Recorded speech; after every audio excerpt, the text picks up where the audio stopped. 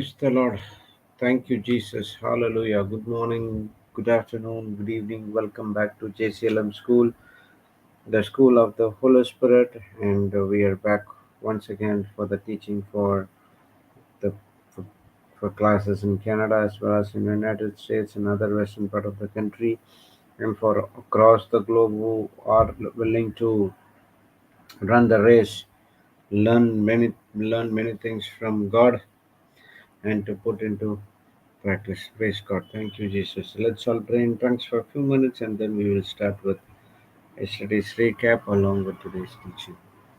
Haraboru kotoro shitari Baraka Shikara Babara Manakira Hiria Haraba Shikara Dara Marahala Habara Hira Hiria Haraba Baraka Hira Hiria Haraba Shikara Dara Maraka Hiria Haraba Loro Baraka Hira Hiria Haraba Shikara Dara Marahira Hiria Haraba andara shitari Baraka Hiria Haraba Shikara Dara Maraka Hira Hiria Haraba Baraka Hira Hiria Lora Tada Maraka Hira Hiria Haraba Shaba Baraka Hira Hiria Haraba Shadada Marahala Habara Kahira Hiria Haraba Shiva Baraka Hira Hiria Haraba Loro Baraka Hira Roho Shakaloro Soloro Hotaka Salaraha Traila Loro Baraka Hira Rahara Hiria Yara Babara Salaraha Baraka Tere Hiria Tere Tere Lora Kiri Baraka Tikara Hira Shakalara Hiria Tarasaraha Shadada Maraka Hiria Rahara Babara Salarahara Hiria Kashakalara Salaraha Tehele Lora Kiri Hala Hadada Maraka Hira Hiria Haraba Eli Rebebe Shadada Kiri Marahala Tikara Habara Salaraha Hiria Haraba Shahila Rata Salaraha Babara Salaraha Kashalara Tehe Loro baraka hiri bashita da Sara Salaraha Salaraha Tehele Heli bashita da baraka hira hiri hara bashita da baraka hiri hara Roho Shukoloro Soloro Hotiki bashita da Kairaha Rahara Babara Salara loro Yaraka baraka Salara hiri hara bashita da baraka hiri Hileri hara Hiri Bibiri loro Shikili baraka Tikara hiri hiri Salara hara Hara Shakalara baraka hiri Salara hiri hara Hatayara Hara bashita da Salara baraka Hate hiri hiri hara loro baraka hiri hara Hileri bashita da Bibiri hiri Shikitika hara ala Ratara hada da Shatalara Tara baraka hiri hara Shatalara bashita da Praise the Hatara Lord. Hat Thank you, Jesus. Hallelujah. Yes, sister. thank you, Jesus. Thank you, Jesus. We come together in the name of the Father, and of the Son, and of the Holy Spirit, one God. Amen. Our Father, we thank you for this day. We thank you for this moment. We thank you for your breath that is abounding in us, for your spirit that is giving life and vitality to our senses, our physiology, our anatomy, our thinking, our speaking. All of this we can do because of your goodness. And we are so blessed to see this goodness in this time of our living. We are blessed that we can have it, we can rejoice in it, and we can share it to the ends of the earth. This is what you have called us for, Father. You have opened our hearts and our minds to understand the scriptures, clothed us with the power of your Spirit to go forth and announce the good news to the nations. We thank you for this commission. And as we come together as one family to hear of your word, we thank you that you set a guard over our lips, over our ears, and you guard the seed, and you have prepared our hearts, tilled our hearts, removing everything that is not of God's of your kingdom, and you have fertilized it with your own hands, so that the seed, the incorruptible seed that we are going to receive today, is guarded, protected, and you are the one, Father, giving increase to it. And we are taking this increase, the harvest of this seed, the fruits of these seeds that we get in the class every day, and sharing it with others.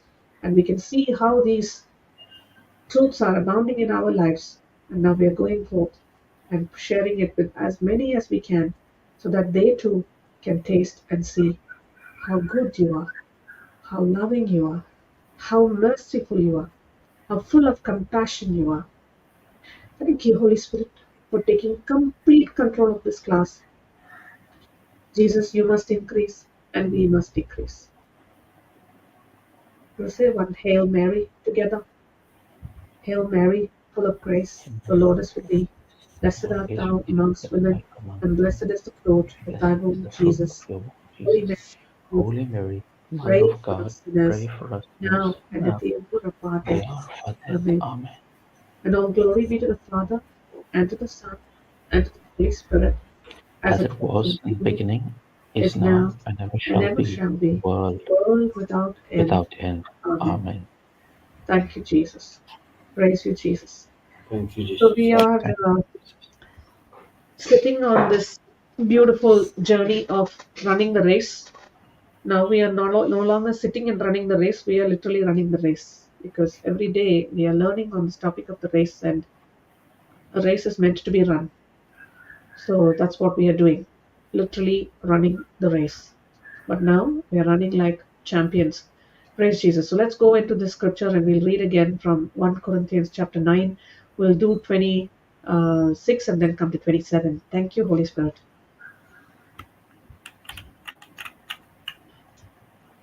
I therefore so run, not as uncertainly.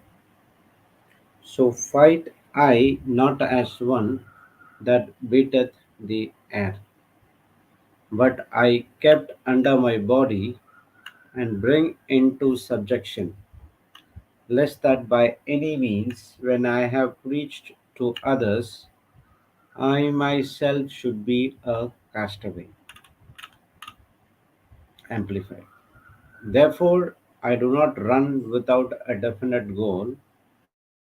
I do not flail around like one beating the air, just shadow boxing, but like a boxer, strictly discipline my body and make it my slave, so that after I have preached the gospel to others, I myself will not somehow be disqualified as unfit for service. Passion. For the reason I don't run just for exercise or box like throwing aimless punches, but I train like a champion athlete. I subdue my body and get it under my control so that after preaching the good news to others, myself won't be disqualified. NLT. So I run with a purpose in every step. I'm not just shadowboxing. I discipline my body like an athlete, training it to do what it should. Otherwise, I fear that after preaching to others, I myself might be disqualified. Praise God. Praise Jesus. Thank you, Jesus. So we are seeing here that in this journey of, if we take literal boxing, um, it's the strength is not just in the hands where they're throwing the punches. The strength is required for the whole body. A boxer just doesn't develop his arms or his biceps or his wrists. He is continuously moving. He's moving his body. He's ducking his head. He's trying to, not get that blow from the opponent. Every part of the body is exercised. Mind is exercised. Mind is being put to muscle so that when he throws that punch, he's not just throwing an aimless punch. He's not just shadow boxing, as the scripture says. He's throwing the right punch at the right target with the right amount of strength. And that is what we are called to do even in our journey in our spiritual life, where we have learned that we have these two legs, the legs of repentance and the leg of faith. That way we are moving in the right direction.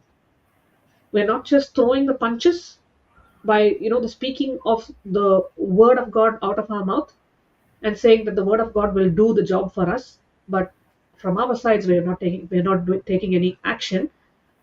But now we are using these tools and lightening them to our feet, and that is that tool of repentance and faith. And we must develop those.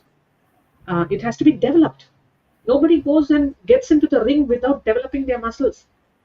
If brother Bruce and I are in the ring having a fight, and if he's a trained boxer, and I go stand there and say, "Come on, let's box it, mate. Let's do it." You give me one punch and I'll be knocked out. I won't know how to even hold my hands. So if I don't develop, if I don't build myself up like an athlete builds himself up or builds herself up, then I do not know how to stay in battle. And here, one of the strategy, the two strategies that we are learning is to develop our character of repentance and faith, spirit of repentance and faith.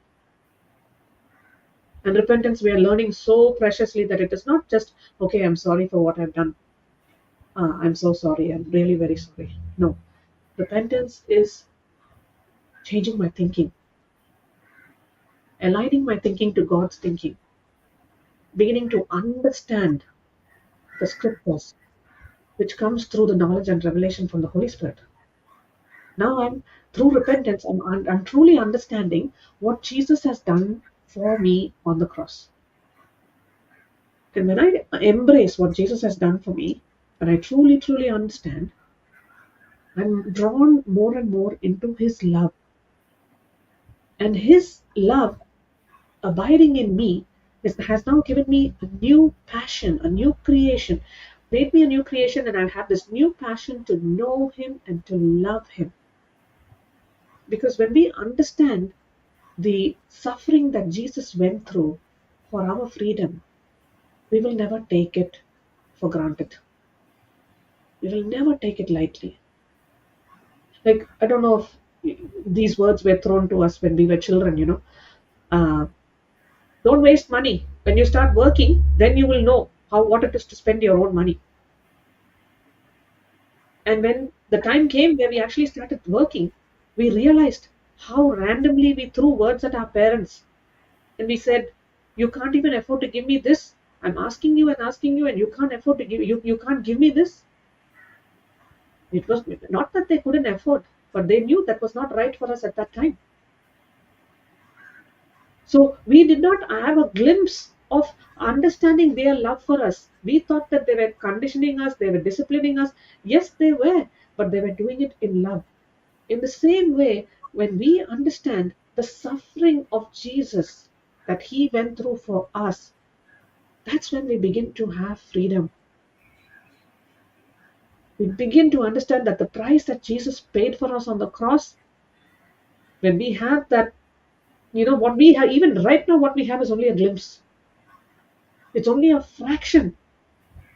But the more and more we are fellowshipping with Jesus, we're having a relationship with Jesus, now that glimpse is moving from a glimpse to much more than a glimpse. It's increasing day by day. Our understanding of what Jesus did for us on the cross is love displayed for us through his crucifixion, his passion, his suffering. We cannot understand that with our carnal thinking. The Holy Spirit is the one who helps us to understand this divine exchange of Jesus for us. And then we begin to have freedom from our carnal nature, freedom from the passions of this world. So if we don't die to ourselves, the only way we can die to ourselves, put our flesh to death, nail it on the cross, and the same place where Jesus was nailed, that is when we are now beginning to live the abundant life that Jesus is speaking to us about in John 10:10. So we are not willing to change our carnal passions, our fleshy motives. We are not willing to nail it on the cross. We cannot expect to see change in our lives. There will not be a change in our attitude, our behavior, our thinking, our speaking. So our formative years, we were taken to church, we studied in Christian institutions, we had all that development, but we did not have spiritual development like we are having now. Agree? This kind of unrevealing, just to us, we did not receive it when we were children. Maybe some of us did, some of us didn't. So because we did not receive that awakening at a younger age, our spiritual senses were not opened. So now we are getting this, the Word of God, the understanding of the Word of God. We are getting awakened in our senses. Now we are aligning our mind and saying, yeah, the Word of God is so true. It really is true. I must just take the word of God and believe in what Jesus has done for me. I must believe every word with my whole being, without a doubt. And that's when my spiritual senses are now getting strong. If my vices, if my shortfalls are stronger, then my physical development will be a chaos. So if I am an athlete and I want to be, right now in Australia, we are having the Australian Open, the tennis tournaments and all that are commencing, already started, I think. And none of those tennis champions are in those matches without having been trained from children. They have been holding their rackets. Out of 24 hours, if they went to school for 8 hours or 7 hours, the remaining, they are spending hours, 4 5 hours in practice. That is what has brought them to be in that Australian Open or the US Open or whatever Open championship that is there. If they had to say, I can't do my training today, I'm too tired, my leg is paining, my wrist is paining, I can't bounce the ball, I can't lift my elbow, my hand to raise the racket. If they had to say all that, they would not be in the championship. Whatever their body was saying to them, you're tired today, don't play today, you rest, I'll put some balm on your legs, we'll wrap you up and tighten you up and do some physio and all that and make you stronger, you can play tomorrow. They did all the medical things that they need to do, but they still challenged themselves. Regardless of whatever chaos their body was speaking, they considered not the thing of their flesh. They said, no, I have a dream, I have a vision, I have made that imagination, and I'm only speaking that I am going to be in that Australian Open one day. So it all comes back to the desires. What desires are we having? What is our ambition? Now we can say, my desire is to love my family, my desire is to have a good name, my desire is to rise higher in the corporate world. I can have desires of this carnal world, but then what about the desires of my spiritual world? God is not saying, oh, you don't love your family or you don't do this and you don't do that. No. Scripture says that when we seek God and His righteousness, His kingdom, everything else is automatically added unto us, supernaturally added. So now we are learning through this journey of, learning when we are the fight of this good race is not about accumulating and amassing the wealth of this world. It's about seeking the treasures of heaven by laying down my flesh, the desires of my flesh. And Papa shared something so profound yesterday. The flesh and the spirit cannot exist together. They are enemies. I like to put a little twist to it and say, flesh and spirit is like Tom and Jerry. They don't want to, they're continuously chasing each other, chasing each other. So we have to understand that the flesh and the spirit cannot exist together. They are enemies. And the only way I can see my spirit abound is by taking my flesh and crucifying my flesh on the cross. Putting to death the vices that are damaged my life, that are damaging my life, that may damage my life. So my physical development is going to depend more on how I am developing myself in the spirit. How much am I walking in repentance? How much am I walking in faith? When I first develop my spirit, that is when I can now make changes in my physical self. I can say, yes, I need to have that walk. Yes, I need to get right with my eating. Yes, I need to forgive. Yes, I need to love. Yes, I need to go and help someone.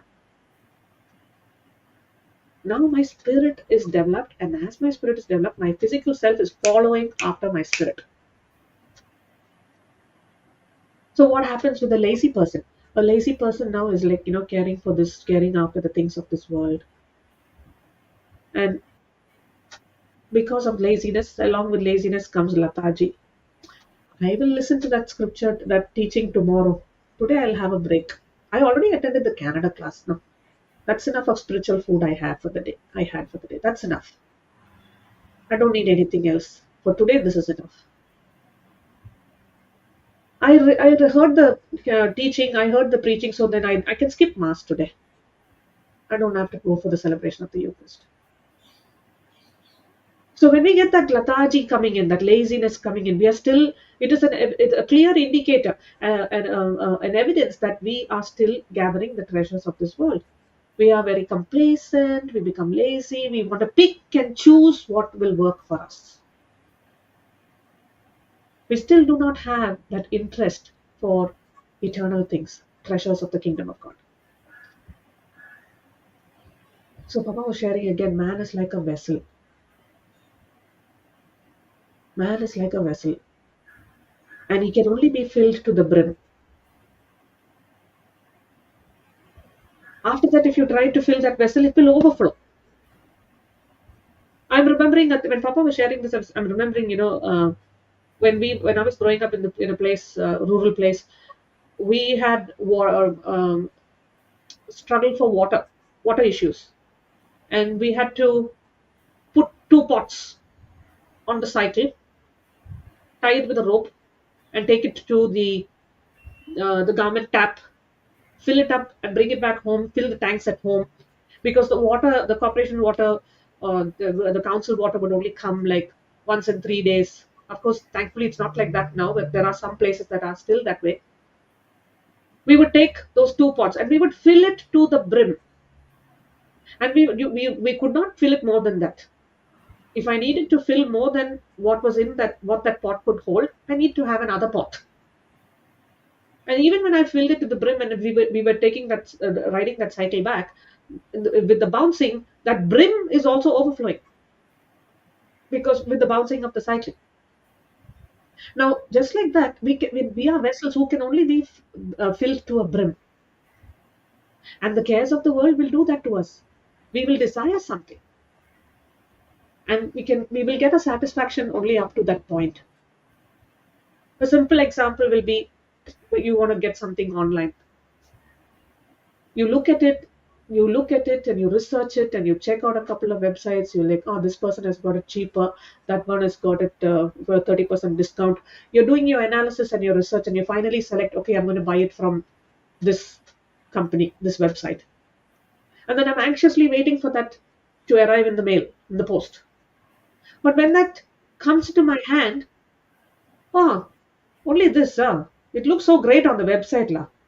Now it's not fancy. It doesn't look like what I perceived in my mind. So that oomph is gone. My vessel was full when I was looking at it on the website. It was looking so tempting for me to get. I bought it. But when it came to me, there's no overflow. You know that brim is finished. I've got it in my hands and I'm like, oh, it's only this. Now I see something else, and then I say, oh, maybe I should have bought that item instead of buying this. The reviews are better here. That constant desire, carnal nature to fill the pot is always there, and I want to always fill it to the brim. But there's never a satisfaction because I want to go from one thing to the next thing to the next thing to the next thing, and my list of things are now getting endless. So how often we get caught up in this place where I'm pursuing my carnal nature, I'm pursuing my carnal tastes. I want what everyone else has. I want what everyone else is eating. I want what everyone else is wearing. But my spiritual strength, that same focus, if I'm now taking away from my physical life and putting into my spiritual life, that is when I begin to now have a different passion where I'm no longer chasing after what is on any website. I'm chasing what is in God's sight. SIGHT. Now I'm going after heavenly treasures.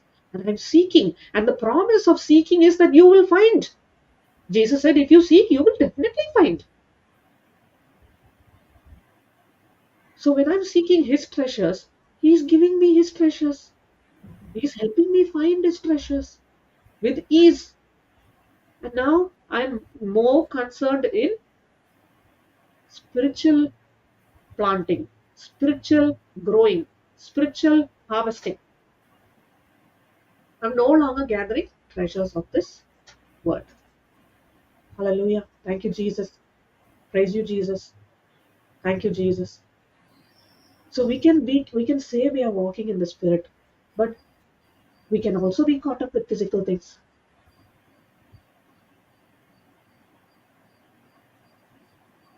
We can gather all the wealth of this world, but what about the wealth of heaven? The wealth of this world we will pass on as inheritance to our children or our children's children. Maybe it will rot and go, as the scripture says. We cannot take it with us also wherever we go. Praise God. Thank you, Jesus. Thank you, Jesus. Is Papa come, brother? Not yet. Not yet. Okay, just let me know when he comes. I'll hand over. Yes. Thank you, Holy Spirit.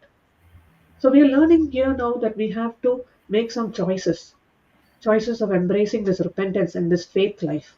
To start planting good seeds, incorruptible seed, the incorruptible seed of God. Because if we are after the corruptible seed, the things that are perishing, and we are after um, the treasures of this earthly life, then we will find our soul not prospering. So if we want to grow spiritually, we have to put to death our worldly desires. If we are having both running on the same track, there will be a derailment. We cannot grow. Only one thing has to be fed. We feed the spirit and we live, or we feed the flesh and we die. So if we do not focus on putting ourselves, our cares of this world, filling that vessel to the brim with all the earthly desires, if we don't focus, if we keep focusing on that, then self has now become the dictator of our lives. Because I'm in that mode where I want and I want and I want and I want more and I want more and I want more. So we are constantly living in that I, me, myself mentality. My vessel has to be full to the brim all the time. If I have an overflow, also that overflows for me. I don't want to share it. I don't want to be a giver because I've gone used to living the life where I am the Lord God and Savior of my life. I don't need anybody's salvation. But what we are learning here through St. Paul is he's giving us these wisdom keys where run this fight of this race that we are in. Run it in such a way that you are putting every carnal desire and every selfish attitude to death. So Papa gave the example of a person who is jobless. A person who is jobless has a lot of time to do whatever they want.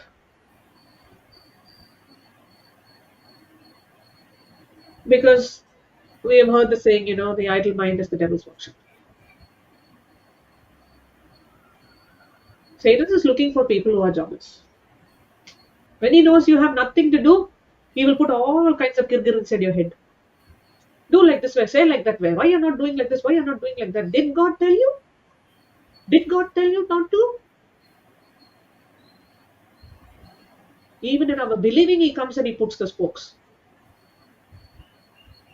But we don't have to give him any credit because God has already told him, given us the biodata of the enemy, saying that he's a liar, he's a thief, he's a deceiver, he's a stealer, plunderer, looter. Jobless people do that. They're not alone plundering their own resources, they're plundering someone else's resources also.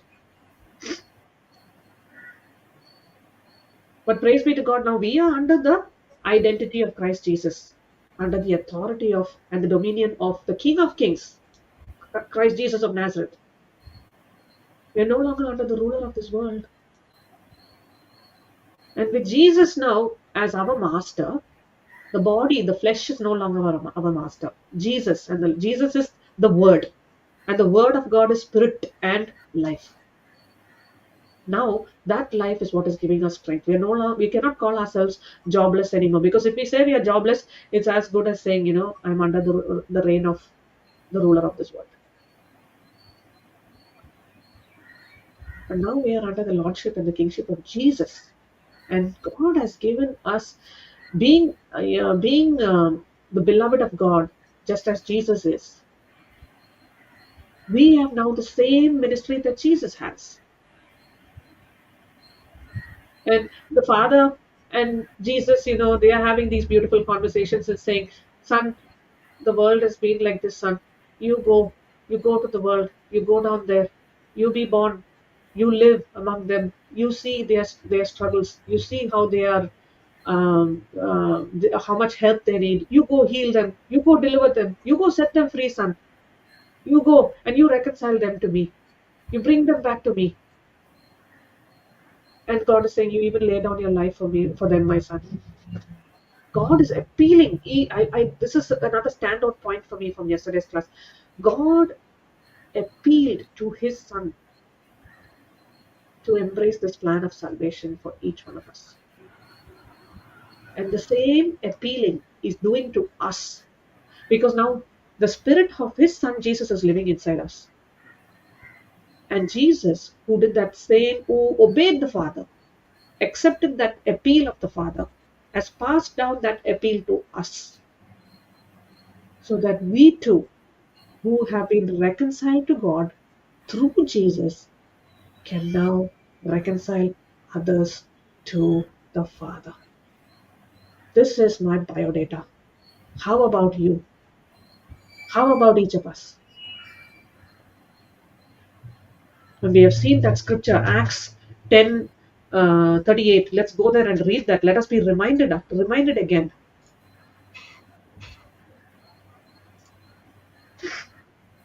Acts 10:38. Because if we don't keep it before our eyes, we tend to forget our mission.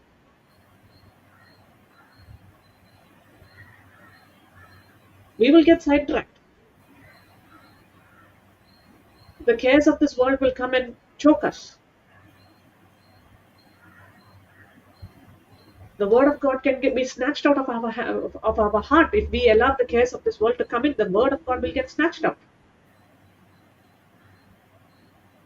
So in Acts 10:38, it says, how God anointed and consecrated Jesus of Nazareth with the Holy Spirit, with strength and ability and power, and he went about doing good, and in particular curing all who were harassed and oppressed by the power of the devil. For God was with him. The same God who anointed and consecrated Jesus, our Father, who put his spirit in Jesus, who gave Jesus strength and ability and power, and Jesus went about doing good, particularly healing, curing all those who were harassed and oppressed by the power of the devil, because God was with him. That same anointing, that same power, that same commission is written as an instruction now for us also. And this is the seed that we must plant. Now that God has planted it in our hearts, God has reconciled us to himself through the divine exchange of Jesus, so that we who have been reconciled to God, forgiven, healed, set free, delivered, we have received all this supernatural inheritance through Jesus. And now we who have received it must go forth and help those who are harassed and oppressed by the power of the devil. Because God is with us. God is the one doing what we have to do. We don't have to even sweat. We don't have to wonder, Lord, how am I going to do this?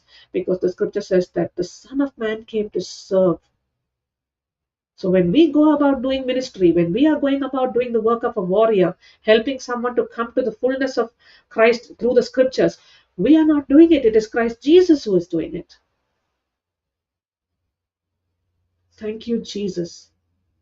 So we can ask ourselves, how many of us are truly practicing this ministry of reconciliation?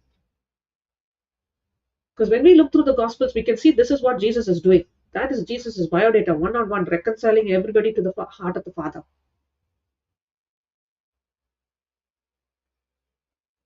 If we are focusing on this heavenly goal, where we are slowly and surely reconciling our loved ones, our family members, our siblings, our extended family, our work family, our spiritual family, wherever we are going, we are just giving the gospel in the most simplest forms. Some of us are preaching the gospel even without saying words. Well done, praise God.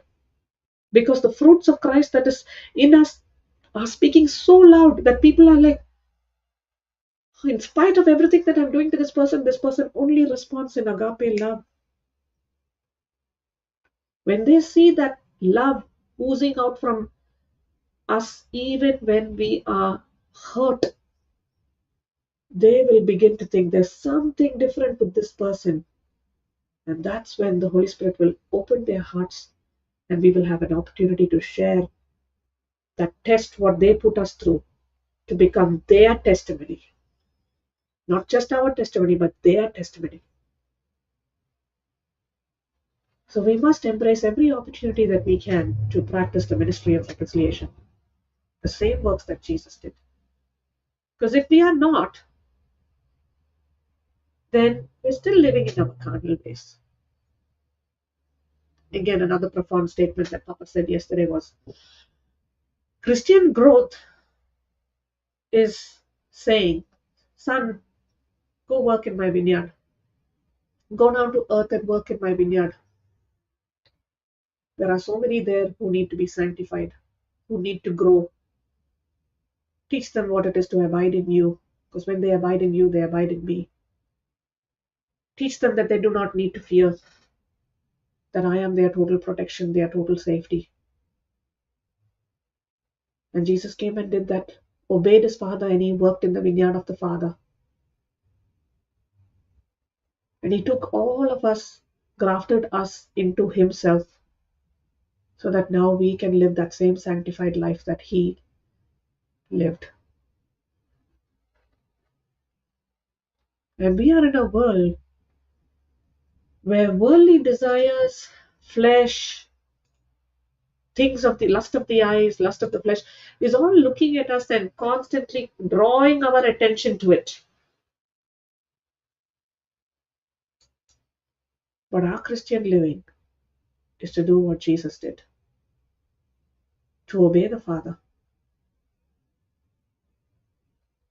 to press on and do the good works that he did, to seek the treasures of the kingdom of heaven, to take up the cross and to follow him. Not just when things are nice and rosy, even more when things are challenging.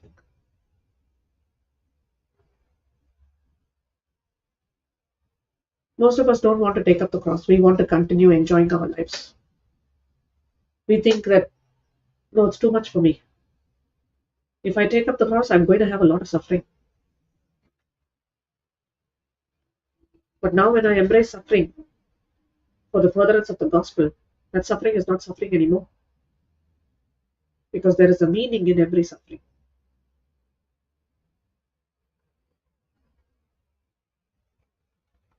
Praise Jesus. Thank you, Jesus.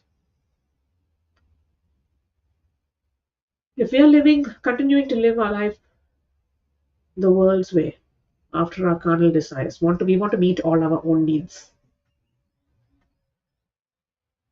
it's a clear indication that we are not interested in Jesus. We are not interested in what Jesus did for us. We are not interested in going to our eternal home. We are not interested in eternity.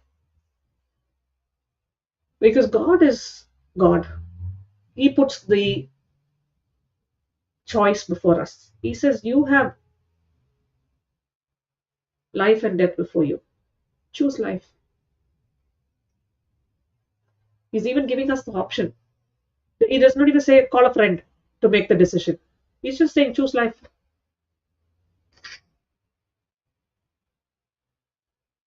So in our Christian living, if we say we want to follow Christ,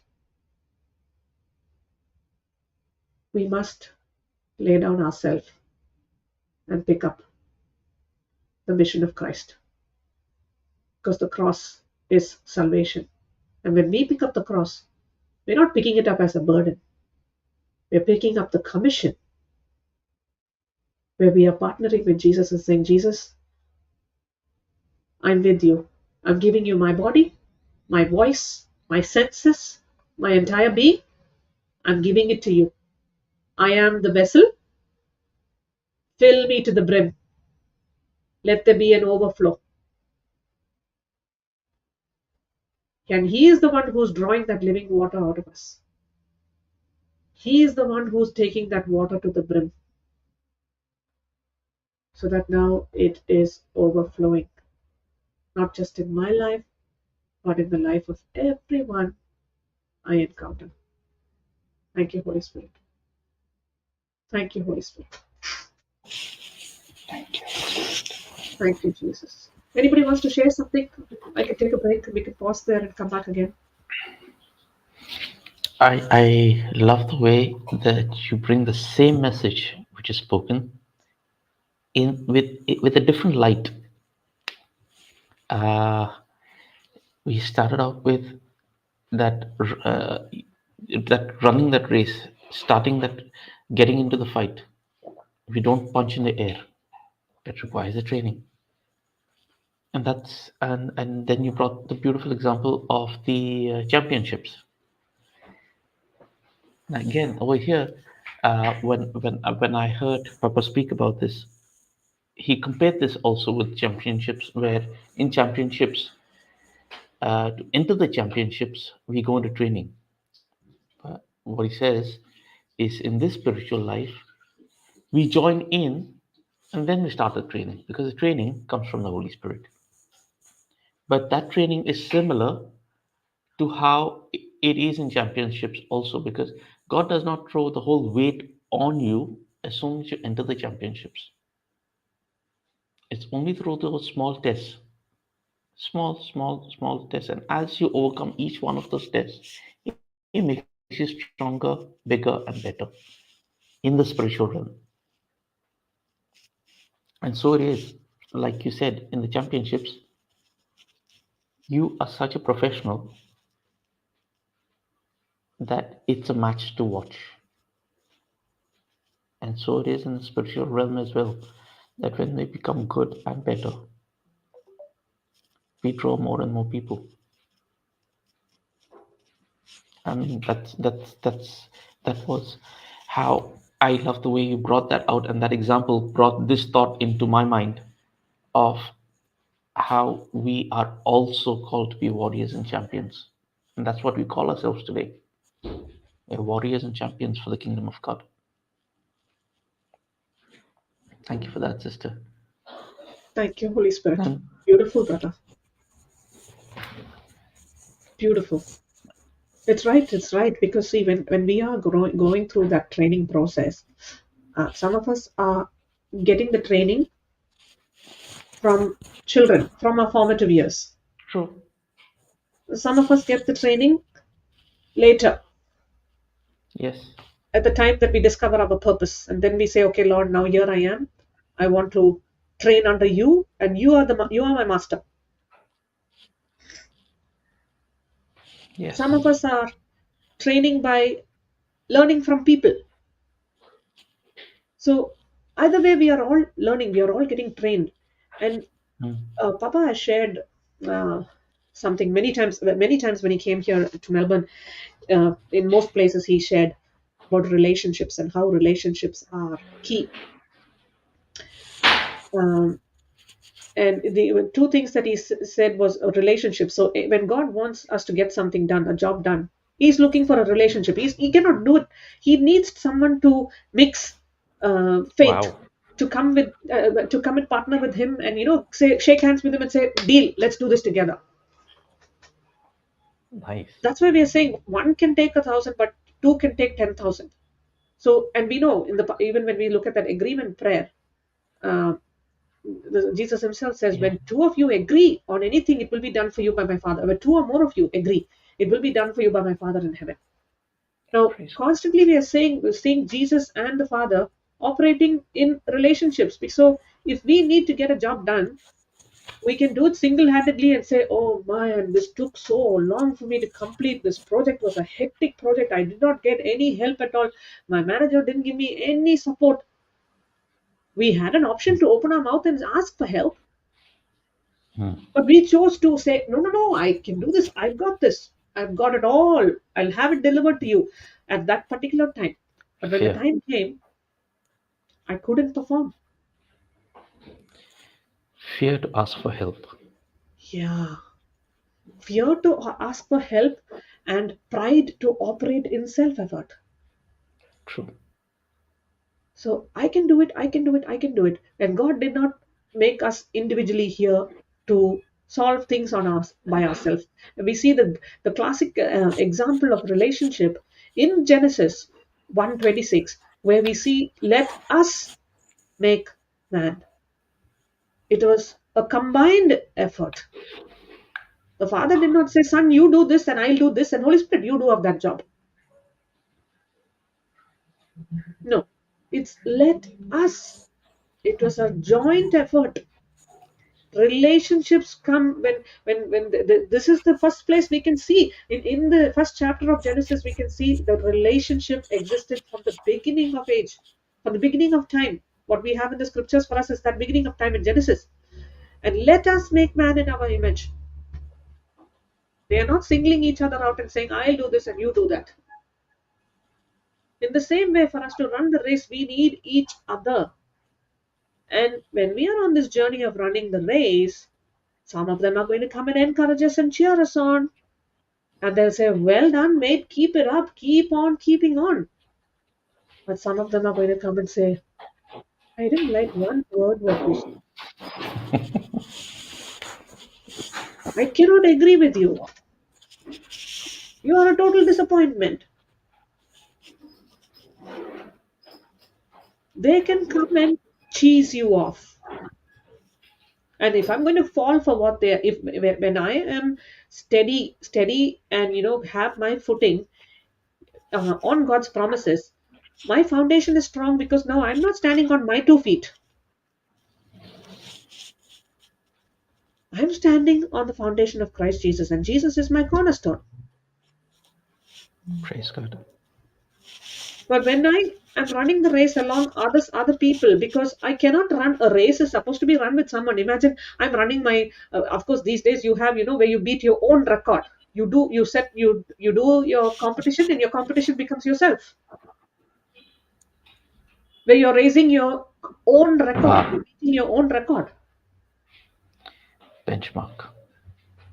But when we are now in a team, whether it's a family, whether it's a workplace, whether it's our community, our parish, I can't go there and say, I'm the parish priest, I have to do it my way or there's no way. Even our parish priest is depending on us, having a relationship with us so that we can help him in his shepherding of the parish. So we all are running a race dependent on each other. That's why we need relationships. And in the course of those relationships, on the training ground, people are going to be the ones who will train us. They won't like what we are doing, or they will say something straight up.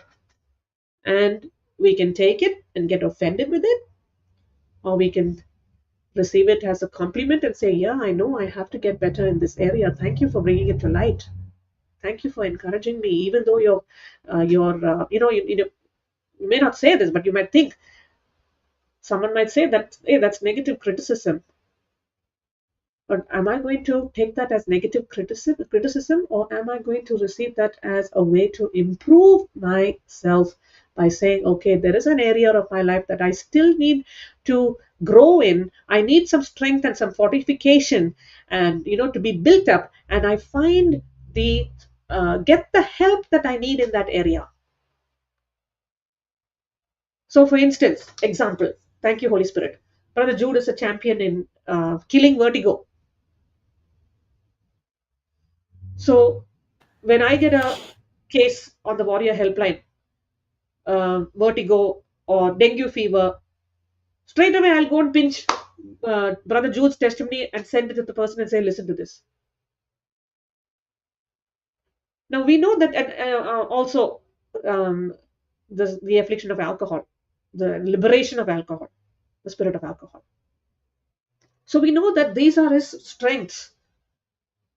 From weakness, God brought him to a position of strength, and now that strength has become the testimony to help others to jumpstart their lives. But if Brother Jude has not been through one area of, let's say, example, depression, but he knows, hey, Brother Cruz knows this, is a champion in this area. I'm not going to struggle here on my own. I'm going to pass this case on to Brother Cruz. And Brother Cruz is a champion. He's cut depression like cutting Goliath's head. He has cut it out. And he's saying, no worries, brother, I'll take that call. So what we are doing, one person is bombarding vertigo, other person is bombarding depression. The fight is going on, the race is still going. Praise God. Thank you, Jesus. But that's what we do together, isn't it? Exactly, Brother Cruz, exactly. If I have to sit here, and I'll give you a very good example. A couple of weeks ago, someone asked me for a testimony, and that testimony was Brother Sylvester's testimony. And I remember the testimony because I knew it was like on one of the Melbourne breakfast classes. And I just couldn't remember the names.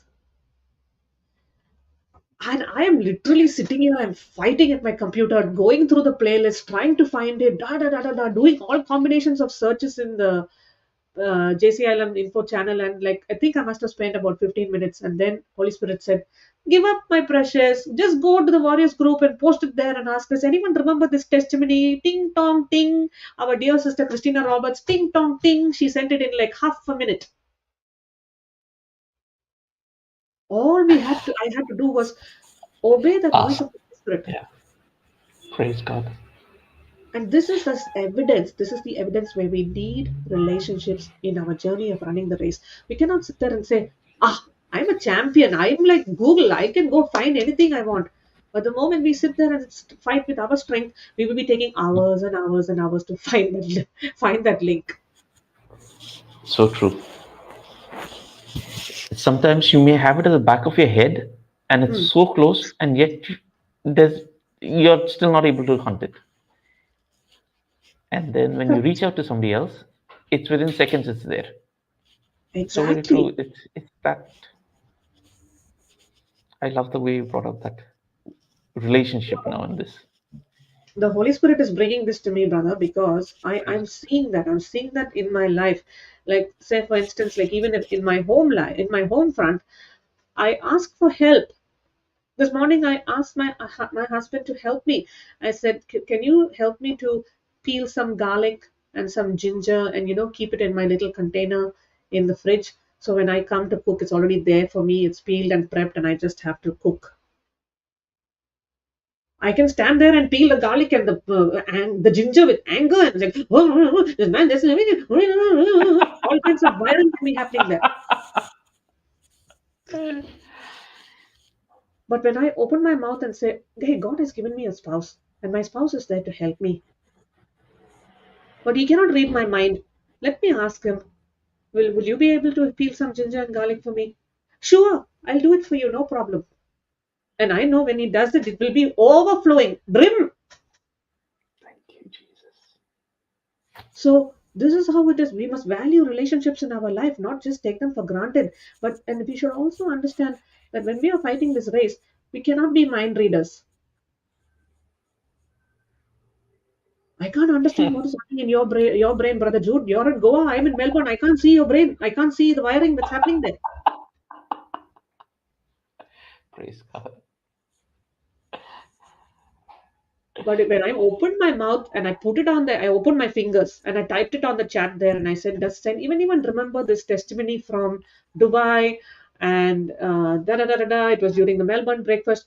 Christina Roberts sent that testimony in a flash of a second. And I was like, twin, this is Boom. exactly what I was looking for.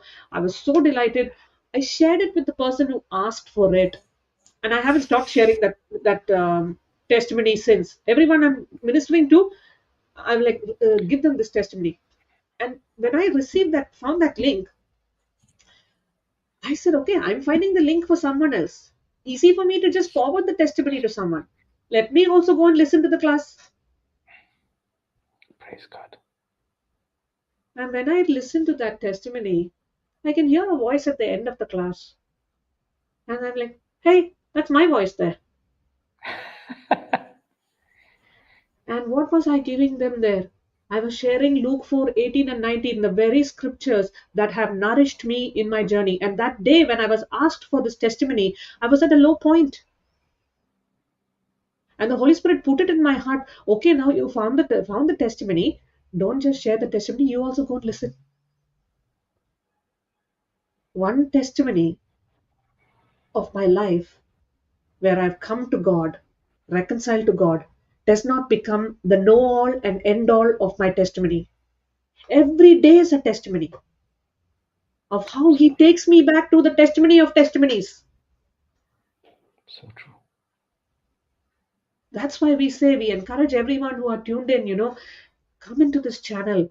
You have a problem, there is a tailor made testimony for you, snipped and cut and put it into a concise playlist, and then there's a link that will take you to the full teaching of 3 hours. Don't just listen to the testimony, listen to the whole class and see what treasures you can draw out from there for your current moment, your situation. Thank you, Holy Spirit. Thank you, Holy Spirit. Thank you, Holy Spirit.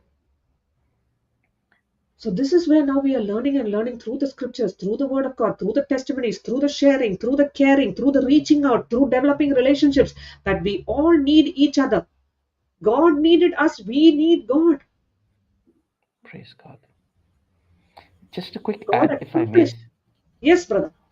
Just a quick add with when you said testimonies, and this has been my personal experience because when I can't find something Hmm. and I desperately need help, or at least I'm in need of help, what I Yes. tune into is the JCILM worship songs, and there are Yes. plenty in there. And you put those on and you just keep listening, it helps.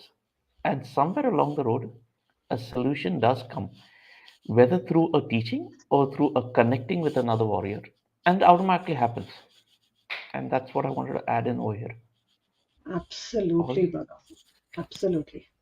Well done. Thank you for sharing that, because we have so many resources. We've got JCILM Info, we've got JCILM Global, JCILM Worship, JCILM Konkani, JCILM Malayalam, Telugu, French. There's so many Tamil. There's so many channels that Hindi that we can tune into. There's the White Book declarations. There's the Say It Like You Mean It audio declarations on the Agape Love channel. There are Yes. so many resources that we can tap into. We are living in such a blessed time, because back in, let's say, even 25 years ago, technology was not at this peak. And we would go about saying, oh, I know my multiplication tables at my fingertips. Mm. And then a calculator came in. Yes. So now I've given the calculator more work than my brain. Then the computer came in. Then the email came in. Then the social platforms have come in. So many things have advanced. And the resources that we have now to further the gospel, simple like that like button. How many times we are lovingly repeating ourselves to say, hit the like button, please. Hit the like button.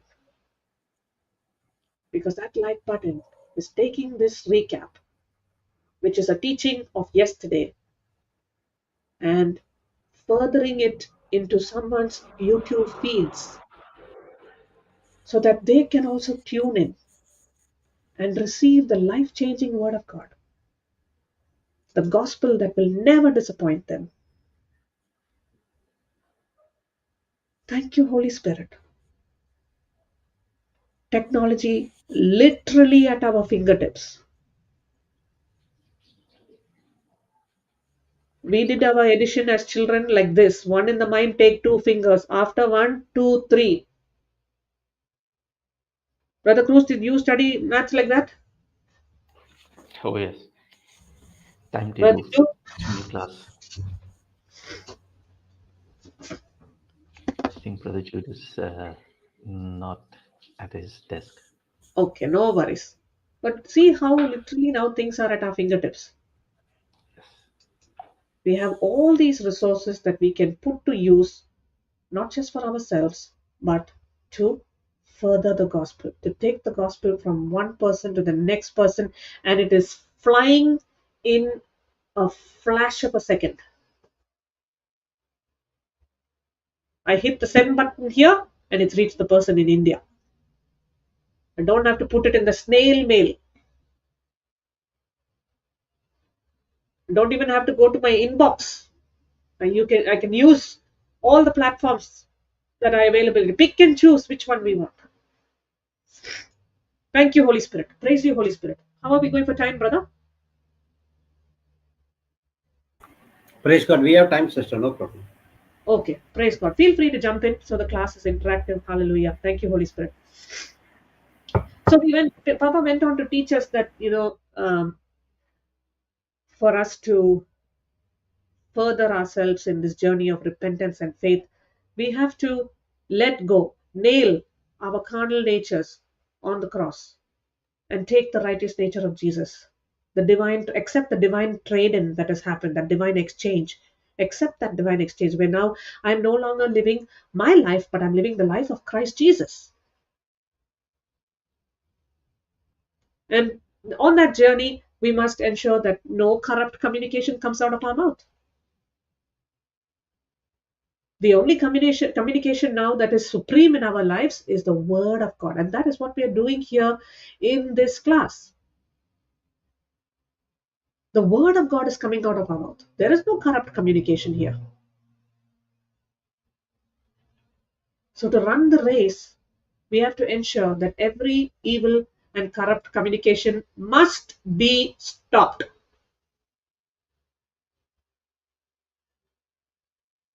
We must separate ourselves from that worldly corruption. And we must have fellowship and communication with God's Word. That is what will help me to come to utilize those two legs that we are talking about, the legs of faith and repentance. As we are fellowshipping, as we are communicating, as we are dwelling and abiding in the scriptures is giving us the grace to repent, to change our thinking, to change our carnal ways, to bring our carnal ways and our thinking in alignment to God's word, to nail every corrupt communication that we were once speaking and thinking, the very things that were once destroying our life. Now we have taken all those things captive. We've arrested them and nailed them on the cross. So our Christian journey is about separating ourselves from the worldly corruption and uniting ourselves with that heavenly communication which is coming to us through the scriptures.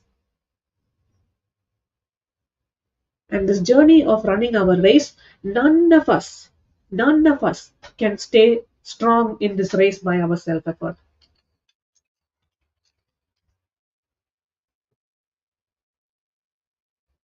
We need power, we need grace of God. And the grace of God is much more powerful, much powerful than the power of the enemy. The grace of God is no match to the lies of the devil. When we are willing, when we are obedient to God's instructions, we begin to stand strong in the Lord and we are able to destroy the wiles of the enemy. So our Christian life comes down to who are we communicating with? What are we communicating? And what strength do we have? How much are we developing ourselves in that communication?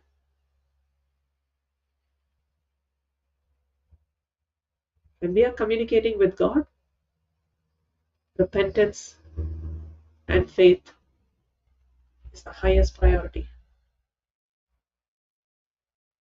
And we know that we are in a world where things are fallen. We know we are going to go after our assignments and, face opposition. But we know that in the presence of the Lord, we have fullness of joy. And that presence of the Lord is the Word of God, the Scriptures. The Scriptures are constantly before us. Even if we want to say something, we are saying, Lord, keep a guard over my mind, over my thoughts. We are speaking the Scriptures and saying, Lord, I bring this thought in obedience and in captivity to you.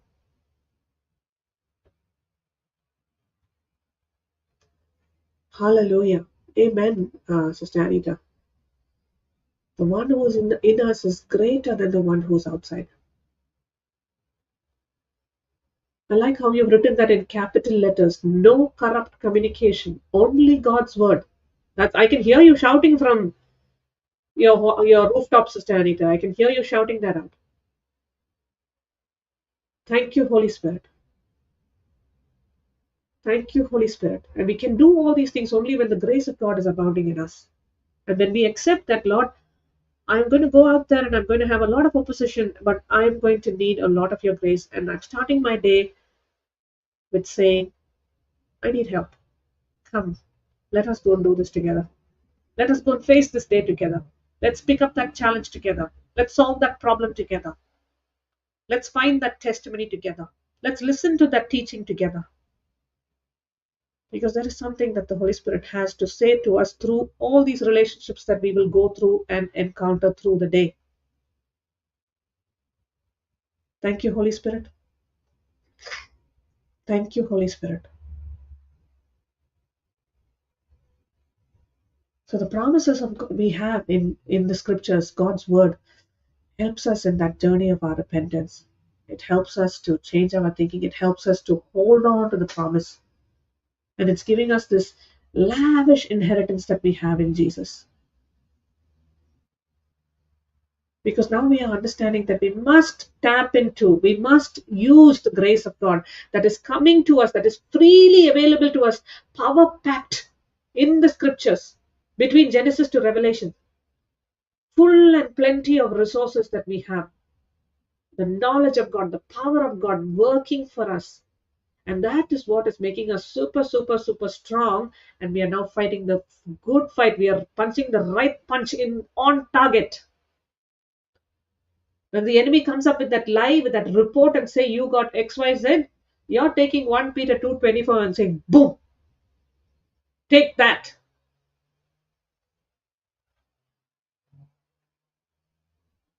Thank you, Holy Spirit. The promises of God is what is helping us to be and stay overcomers. Now we have overcome our selfishness. We have overcome that place where we used to say, I can do this on my own. I don't need help.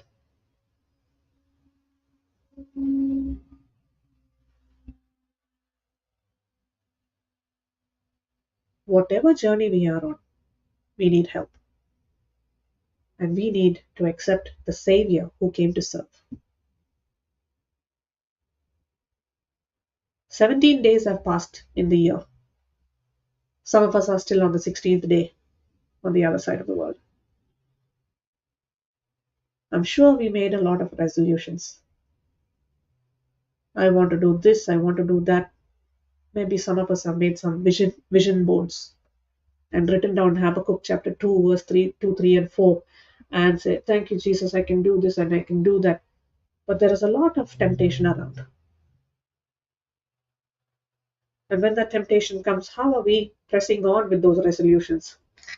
Are we saying, yeah, yeah, yeah, I've got this, I can do this, I can do this, I've got this, yep, piece of cake, I can do this? Or am I saying, Jesus, my Savior, you came to serve. Thank you that you have served me and you're helping me to do these resolutions. I'm not doing them on my own.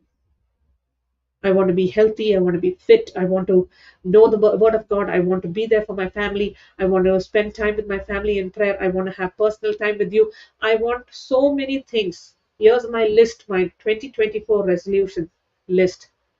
But it's not mine anymore. It's yours, Jesus. Because you are the one in me, serving me and helping me tick each box. And why am I doing this? It's not for my selfish motives. I don't need to lose that weight because I need to get healthy, but because I need to give this physical body of mine to Jesus so that His good works can abound in me.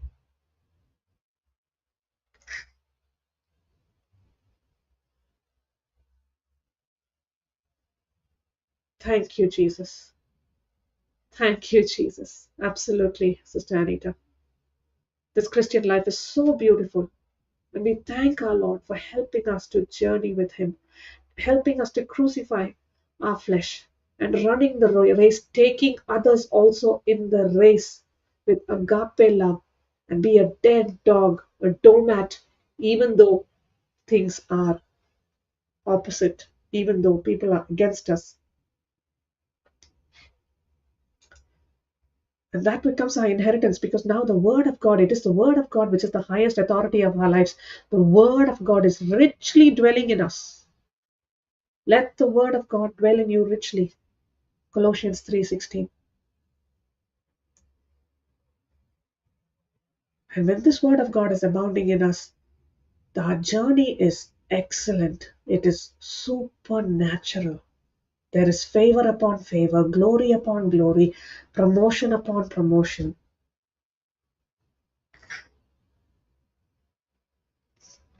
Thank you, Jesus. Read, brother. Let the word of Christ dwell in you richly in all wisdom, teaching and admonishing one another in psalms and hymns and spiritual songs, singing with grace in your hearts to the Lord. Compare, amplified. Let the Lord spoken word of Christ have its home within you, dwelling in your heart and mind, permeating every aspect of your being as you teach spiritual things and admonish train one another with all wisdom, singing psalms and hymns and spiritual songs with thankfulness in your heart to God. Passion. Let the word of Christ live in you richly, flooding you with all wisdom. Apply the scriptures as you teach and instruct and one another with psalms and with festive praises and with prophetic songs given to you spontaneously by the Spirit. So sing to God with all your hearts. NLT. Let the message about Christ in all its richness fill your lives, teach and counsel each other with all wisdom He gives. Sing psalms and hymns and spiritual songs to God with thankful hearts. Hallelujah. Brother Abdiya, read message, please. Thank you, Holy Spirit.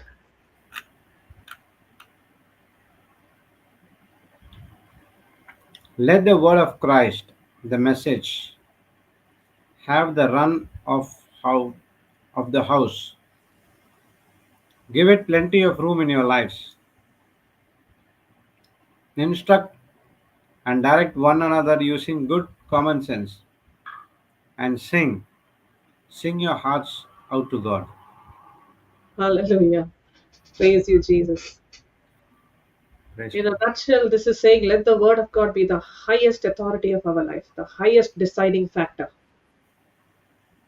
Not phone a friend,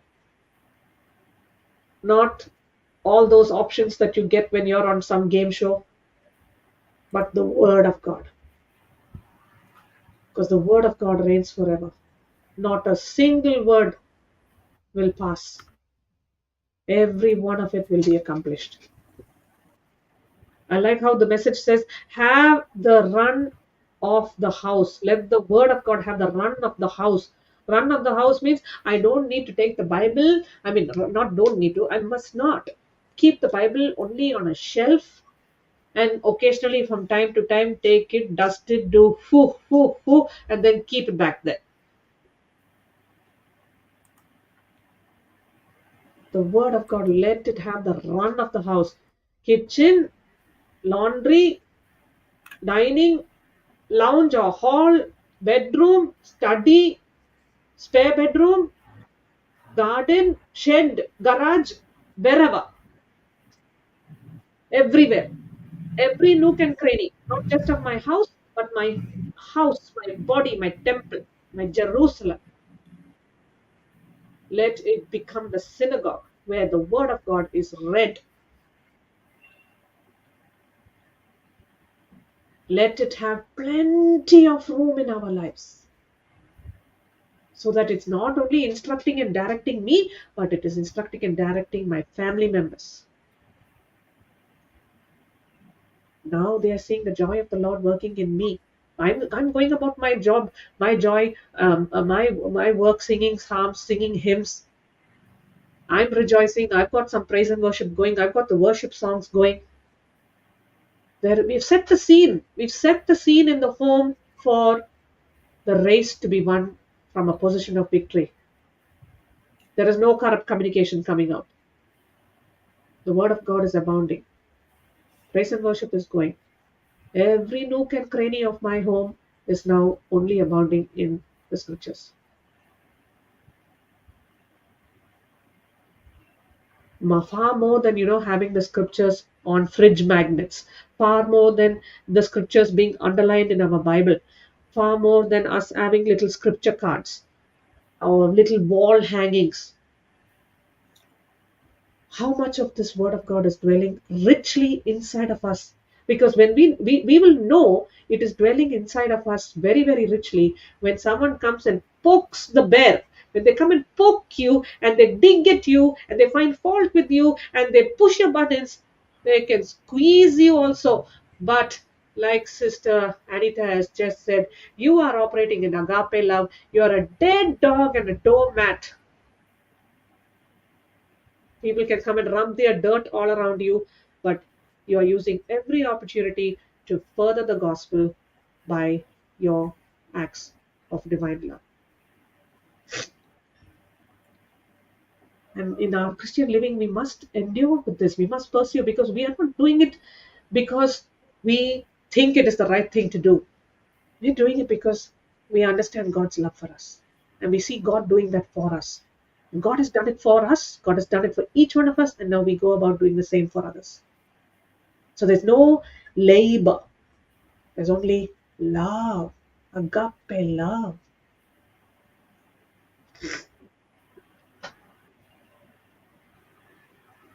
So we might have the cares of this world on one side, the opposition running on one side.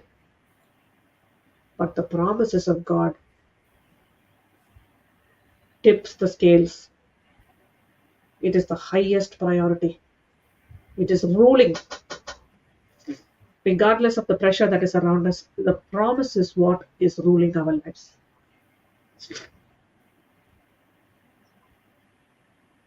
Thank you, Holy Spirit. So St. Paul is teaching us to keep our bodies, to bring it into subjection, to die to self, to not be idle anymore, to throw those punctures, to get into action, to be active, not passive Christians, not merely Sunday Christians or holy day Christians. We must be active with the word of God day and night, giving our body as a vessel to be filled and overflowing, to produce the results of heaven.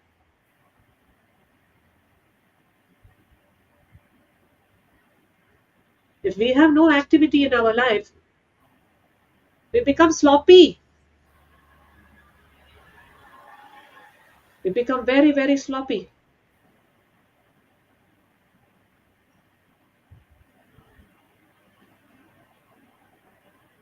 Like the saying goes, if you don't use it, you will lose it.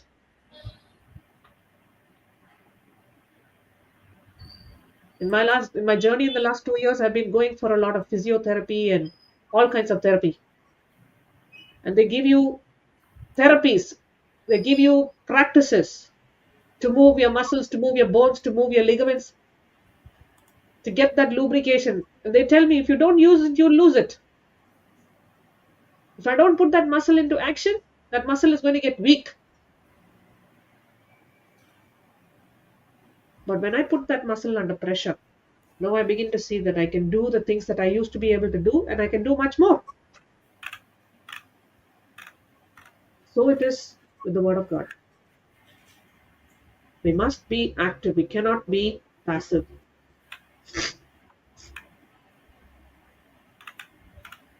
So we can see the good example of Saint Paul of how he's running this race. Once upon a time, he was using his body to persecute Christians, and he found great pleasure in that. But now, the same body that was king, riding very, very stupendously, very grandly on a horse, knocking everybody down. Now that same person is getting beaten. He's getting beaten with rods, and he's not fearful. He's fearless. He's allowing his body to be controlled by the Holy Spirit. He has become a conqueror.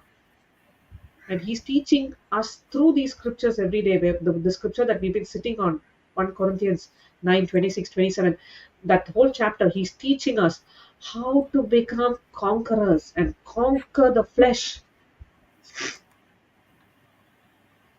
And that we are staying on that topic, that we are able to be conquerors by the two legs, repentance and faith. And we know through the scriptures that whatsoever is born of God overcomes the world. And this is the victory that overcomes the world, our faith.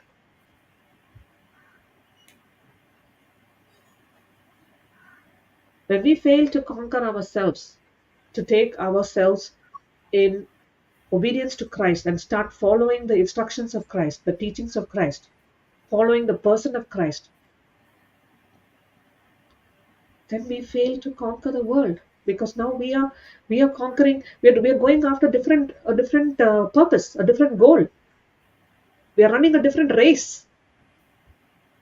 But the moment we embrace, we acknowledge and we say, I need to stop this race. I've lived my life this race, this race of after the carnal self, where I'm fighting to get filling my pot to the brim with all the worldly things.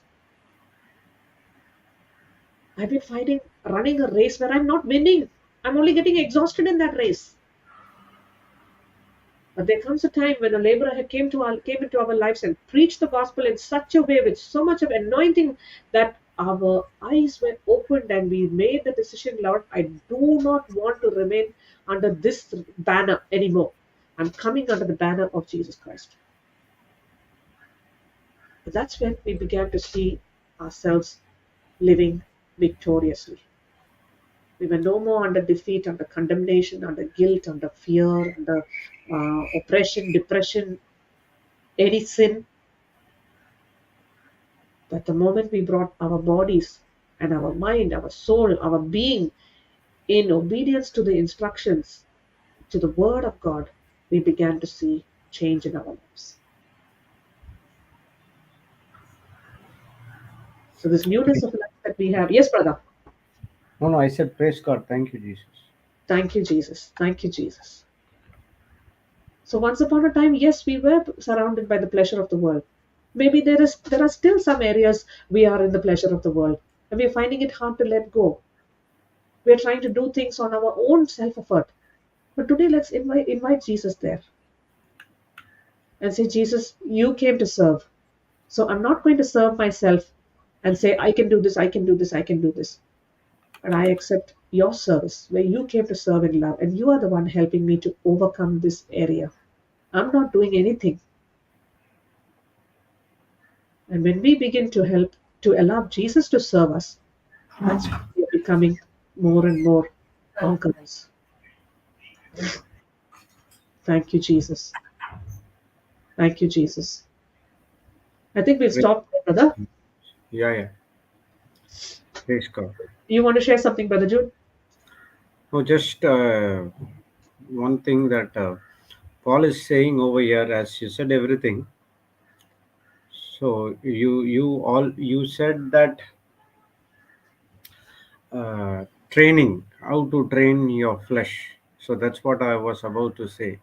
Mm, Here Paul is talking about the race which is in front of him. He's saying that just like that, don't run the race like all other people. That's what I was saying yesterday. I was running like others. mm. Okay, I have to bring people into the kingdom of God. So I have to preach. I have to do counseling. I have to do this. I have to do that. It's like beating in the air, shadow boxing. Yes, yes, But here the 20 verse says that. So apart from that, what you have to do is strictly discipline your body and make it my slave. So, in other words, what and all I preach, 50% I follow, 50% I do not follow because my flesh is screaming. So, in that case, I am being a castaway, disqualified. yes, So, what Paul is saying, if you are preaching, you have to follow what you are preaching. yes, Then this preaching is of no use. It's like I am telling to everyone that drinking is not good, it affects your body, like that. And backside, what I'm doing, I'm going and taking the same drink again, which I am disqualified. yes, So, in this running the race, also, God is giving us an opportunity to learn so many things from Him. As Papa said, the primary, you also said in Colossians 2:16, when you have the Word of God as your primary, uh, what is that? Topmost priority in your life, you will experience the agape love. amen. Yes, amen. As Papa was teaching a long time back in Zoom sessions, he says that when you give focus to the love of God, agape love, that love it's going to reward you in the future. It might be slow as per the people thinking, but actually God is not slow to fulfill the promises, but He is patiently waiting for us to come into repentance. He wants each and every one of us who accept Jesus Christ as Lord God and Savior to walk in the Spirit.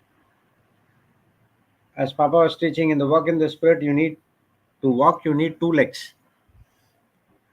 And when you take the first leg, left or right, to keep one step, one leg will be in the air, the other leg will catch all the weight. So it happens. So, in the same way, to walk in the Spirit, we need repentance and faith. So every one of us need to repent from our past life, just not that feeling sorry about what we did, but to renew our mind, change our thinking, transform our life to fly high like an eagle. Then when you operate in that stature, that this running the race will be interesting for you. Otherwise, you will get fed up You will get burnt out, or you will think, oh, every morning I have to come to Canada class.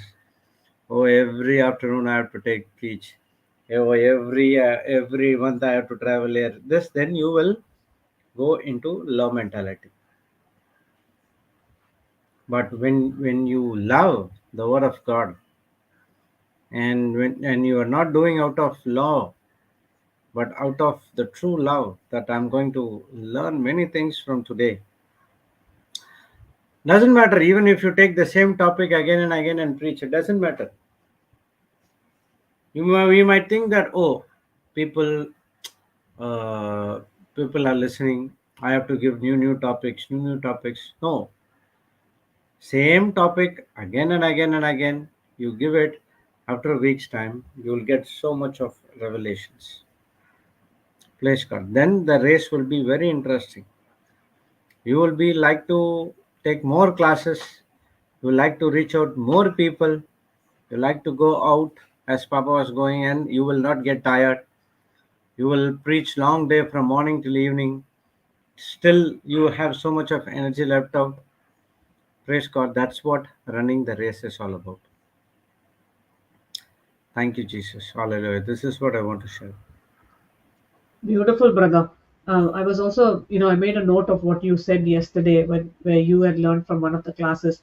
When you hate the things that Satan is offering you, then you will be a conqueror. Yes. And you also said, Papa also shared this, that you love when you love what you love what God loves, and you hate what Satan hates. Yes. So, Correct. and one-on-one agree, and the scripture is looking at us and saying, we can be preaching the good news, we can be preaching the gospel to everyone, but if we ourselves are not putting it to practice, we might be doing, like you said, 50% here, 75% here, but 25% finding big problem there, not able to get go past that 100 to get to 100%, and it's a lifelong work in progress journey, right, brother? Yes. The first day only it will not be possible, but down the line you will learn, and the Holy Spirit will guide you. That's what Papa was talking about. Walk in the Spirit. Mm. He's saying that having two bottles of whiskey in the bag, and having that whiskey and walking the difference between two of them. Praise God. So Praise God. when you walk in the Spirit day and night, listening and putting everything into practice in Colossians 3:16, as you did, down the line, what happens is Holy Spirit will take over and he will start to give instructions. It's not that Holy Spirit is not giving instruction now also. He is giving instruction, but we are not in a position to recognize it. Praise God. Praise the Thank you, Lord. Thank you, Jesus. Jesus. Thank you, Hallelujah. Jesus. Thank you, Jesus. Do you like to share something?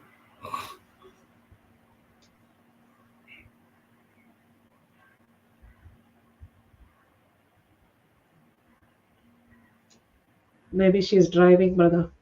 Okay. Praise God. Praise God. Thank you, Jesus. Hallelujah. Thank you, Jesus.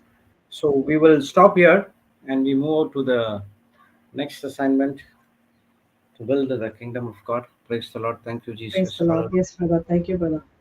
And we are so excited. I am so excited for the February event. Praise God. For the International retreat. No.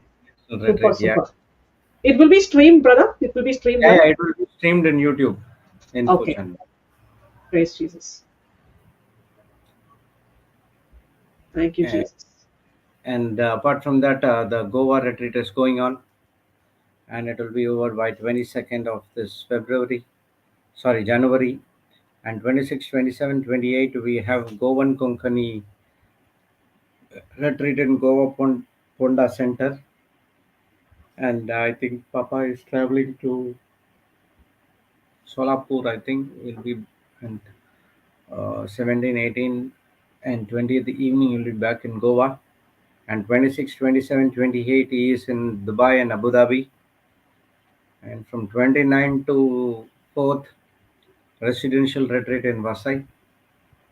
29 to 3rd, it will be on Hindi and Marathi. And 4th, 4th of February will be in English. The same day, 4th, we will be starting our International Discipleship Retreat in Mangalore. Praise God. Thank you, Jesus. Hallelujah. So let's all pray in tongues for our missions to be successful. Let the Holy Spirit guide us in a proper way. He will guide us in a proper way. But to listen to His voice and to operate in the right way, we need the wisdom of God. So let's all pray in tongues. Apart from that, we have our global classes started yesterday. Sister Samantha was teaching, and today Sister Cassandra will teach. Praise God. So it will be in the afternoon. It will be live in JCILM Global Channel. Praise God. Thank you, Jesus. Hallelujah. So let's all pray in tongues for a few minutes, and then we will stop the session with a thanksgiving. Dara Doro Shita Dita Rehe Bara Re bara bara kashida da dara mala haba bara hira hiriya haraba. Lora Re hala hada da dara mara kahira hiriya haraba shiba bara kahira hiriya haraba. Lora bara bara hiriya haraba shida da dara mara kahira hiriya haraba. Hala hada da dara mara kahira hiriya haraba shiba bara hira hiriya haraba. Lora bara da dara bara kashida da dara kahira hiriya haraba. Loba bara bara hira hiriya haraba shika da dara bara hiriya haraba. Lora hala hada da dara bara hira hiriya haraba shida da dara kahira hiriya haraba. Lora hala hada da dara bara kahira hiriya haraba shiba bara kahira hiriya haraba. Loro roro roro bara kahiriya haraba shida da dara bara hira hiriya haraba. Lora bara kahira hiriya haraba shika da dara bara kahira hiriya haraba. Lora bara bara hira hiriya haraba shida da dara kahira hiriya haraba. Lora bara kahira hiriya haraba shida da dara bara kahira hiriya haraba. Lora hala hada da dara bara kahira hiriya haraba. Hala hada da dara bara kahira hiriya haraba shida da dara kahira hiriya haraba. Lora bara kahira hiriya haraba shida da dara bara kahira hiriya haraba. Lora bara kahira da dara bara hira hiriya haraba shika da dara bara hira hiriya haraba. Lora baraka hira hiriya haraba shida da dara baraka hira hiriya haraba shika da dara baraka hira hiriya haraba. Lora baraka hira hiriya haraba shida da dara baraka hira hiriya Lord, haraba. thank you, Jesus. Hallelujah. Let's sign us in the name of the Father and of the Son and of the Holy Spirit. Amen. Thank you, Heavenly Father. Thank you, Jesus. Thank you, Holy Spirit, for this beautiful day. Thank you, Lord. We have started the day with your word. Thank you, Lord, for the revelation knowledge that has been imparted into our spirit, soul, and body. So we could listen the voice of the Holy Spirit and put into practice whatever the Holy Spirit is teaching us. Lord, thank you for giving this teaching of running this race, and we have a clear understanding of what is this race all about. Everyone who completes the race successfully has the crown of life. Thank you, Lord, that you have sent your Son, our Lord Jesus Christ, into this planet Earth. He taught us so many things about running the race, how we run the race, and how we were so successful. And he said in John 14:12 that if we believe we can do the same things what Jesus did, much more greater than the things what he did. Yes, Lord, we did not understand the scripture in a right manner, but now with the help of the Holy Spirit, we could understand that we are more than the conqueror. We are more than the overcomer because of Christ inside of us. Thank you, God, for teaching us the truths, the revelation about us running the race. And while running the race, what and all benefits is added for us, the ability, the equipments, everything which has God has given to us, so that we also get benefited and others also get benefited by seeing our actions using the agape love. As we are heading into our other assignments to build the kingdom of Lord, God help us to put into practice whatever we learned every day. Help us not to be cast away or disqualified, but fully approved in the eyes of God.